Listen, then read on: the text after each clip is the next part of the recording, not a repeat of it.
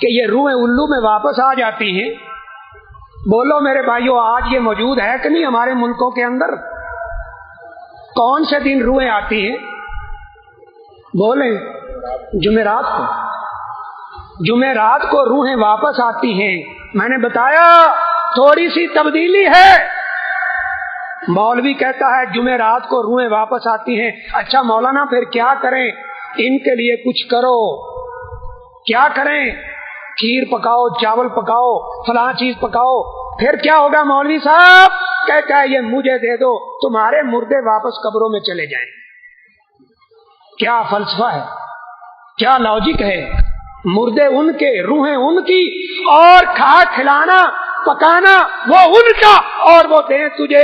کیسا تو نے قوم کو بے وقوف بنایا ہے۔ اور قوم بھی ایسی ہے، جب اللہ کو چھوڑ دیتے ہیں تو اللہ نے فرمایا ہے، یہ حدیث قدسی ہے، جب مجھے کوئی چھوڑ دیتا ہے تو میں کہتا ہوں جاؤ، مجھے بھی تیری ضرورت نہیں ہے، تو اسی طرح دھکے کھاتا رہے۔ اس مولوی سے پوچھو نا ذرا، یہ اللہ کی کتاب میں 6,500 کے قریب آیات ہیں، کس آیت کریمہ میں ہے کہ جمعرات کو روحیں واپس آتی؟ اتنا بڑا ذخیرہ حدیث ہے، کس کتاب میں ہے کہ روحیں واپس آتی ہیں؟ ذرا ہمیں بھی تو سمجھاؤ۔ اللہ اکبر۔ اور پھر بات یہاں تک نہیں ہے، فیصلہ آباد سے آگے جنگ ایک علاقہ ہمارے ملک میں، گڑھ مہاراجا، ایک چھوٹا سا قصبہ ہے، گاؤں ٹائپ۔ کوئی بھائی بیٹھا ہو تو وہ جانتا ہوگا انشاءاللہ۔ وہاں ایک آدمی فوت ہوا۔ اس علاقے کی رسم یہ ہے، ریت یہ ہے، جو آدمی فوت ہوتا ہے اس کی چارپائی، اس کا لباس، اس کی ٹوپی، اس کا مسلح، اس کا لوٹا، اس کے کپڑے سارے کے سارے مولوی صاحب کو دیے جاتے ہیں۔ اس علاقے کا نمبردار، اس گاؤں کا، اس علاقے کا بڑا آدمی فوت ہوتا ہے۔ مولوی صاحب نے دیکھا اپنی زندگی کے اندر ایک لنگی باندھا کرتا تھا، بڑے فیشن والی، لال رنگ والی چادر، لنگی، تہمن یہ باندھا کرتا تھا۔ مولوی صاحب کی نظر اس پہ ہے، اور جو اس کے گھر کی عورت ہے، اس کی بیوی ہے، اس نے کوئی اور خرید کر یا گھر میں جو پڑی تھی وہ دے دی۔ مولوی صاحب نے دیکھا وہ لنگی نہیں آ سکی۔ مولوی صاحب 10 دن کے بعد جا کے دروازہ کھٹکھٹاتا ہے، کہتا ہے میں نے تیرے خامند کو دیکھا تھا جنت میں ننگا ہی پھر رہا ہے۔ اور یہ بات صرف میں نہیں سنا رہا، جو دیوبندی بھائی ہمارے بیٹھے ہیں نا، ان کے مولانا صاحب حق نواز جنگوی صاحب، انہوں نے بھی یہ بات سنائی۔ ان کی تقریر سن سکتے ہیں۔ انہوں نے جو کام کیا تھا، ہم اللہ سے دعا کرتے ہیں اللہ اپنی بارگاہ میں قبول فرمائے، انہوں نے بھی یہ سنایا۔ اب اس نے کوئی اور چادر دے دی، اور ہمارے ساتھی مدینہ یونیورسٹی کے اسی علاقے کے ہیں۔ مولوی صاحب پھر 10 دن کے بعد آ گئے۔ میں بات مختصر کرتا ہوں، اس نے کوئی اور چادر دے دی۔ تیسری دفعہ مولوی صاحب آ کے دروازہ کھٹکھٹاتے ہیں، کہتے ہیں بی بی تیرے مردے نے تو مجھے تنگ کرنے کی اخیر کر دی ہے۔ مولوی صاحب کیا ہوا؟ کہتے ہیں آج رات تو ننگا سیدھا میرے گھر ہی آ گیا تھا، اور کہتا ہے کہ جنت کے شایان شان اس طرح کا کوئی کپڑا دو۔ اللہ اکبر۔ واللہ میں ایک بات عرض کیا کرتا ہوں، چوری وہاں ہوتی ہے جہاں گھر والے سوئے ہوئے ہوں۔ امت گمراہ اس لیے ہو رہی ہے کہ اس کی جہالت کا فائدہ اٹھا کر، اور جنت کے لیے دنیا کا لباس کیسے شایان شان ہو سکتا ہے؟ یہ دماغ اللہ نے دیا تھا۔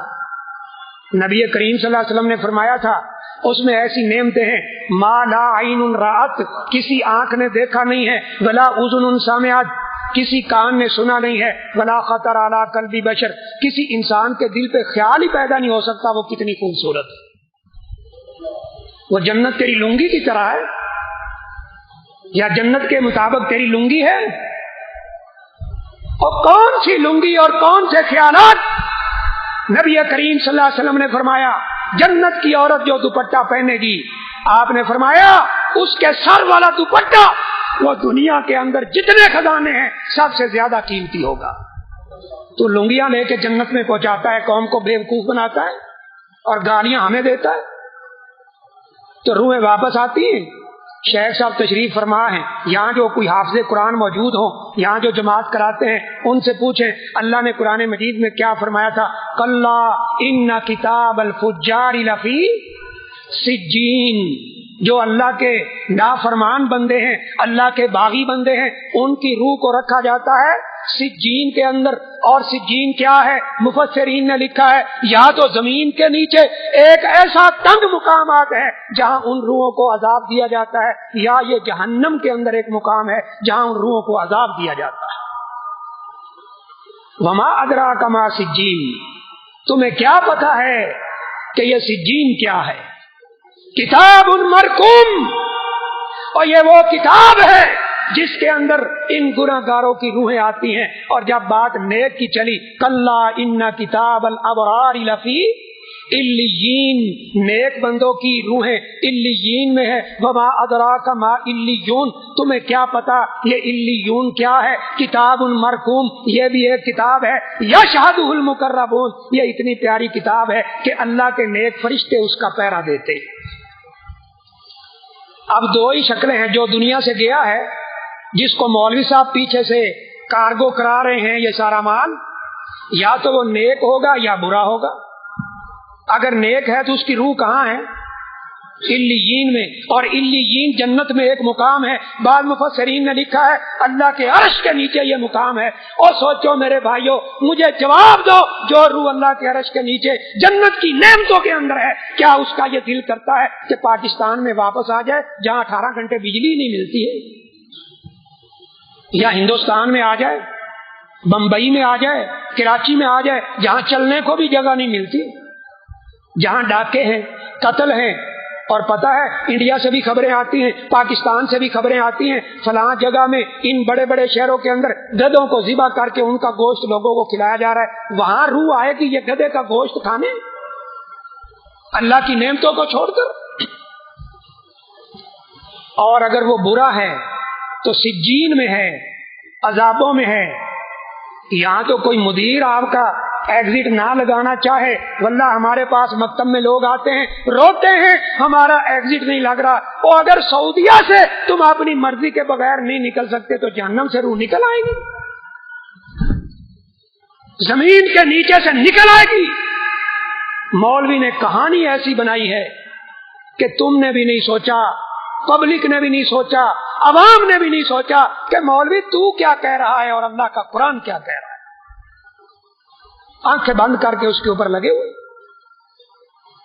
اور میرے بھائیو، چوتھی چیز جو نبی کریم صلی اللہ علیہ وسلم نے فرمایا تھا، ولا سفرا، یہ سفر مہینہ یہ کوئی منحوس نہیں ہے، یہ جو ابھی گزر رہا ہے.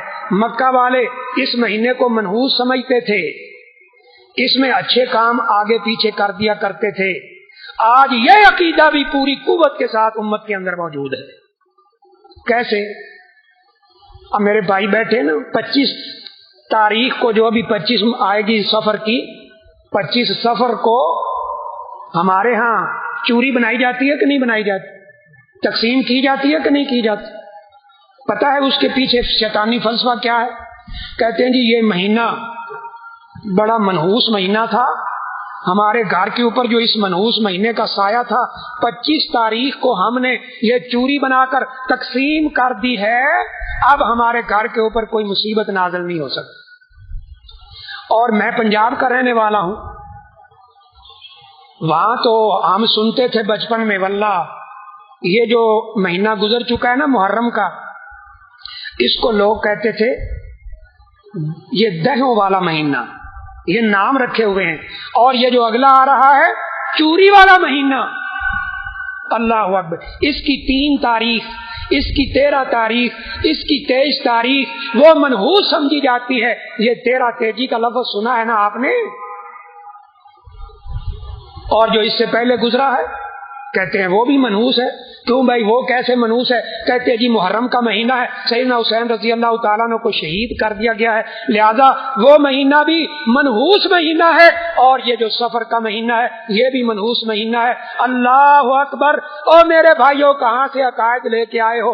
اگر کسی کی شہادت کی وجہ سے کوئی مہینہ منحوس ہوتا تو پورے سال میں کوئی ایسا مہینہ نہیں ہے جس میں تاریخ اسلام کے اندر شہادتیں پیش نہیں کی گئی.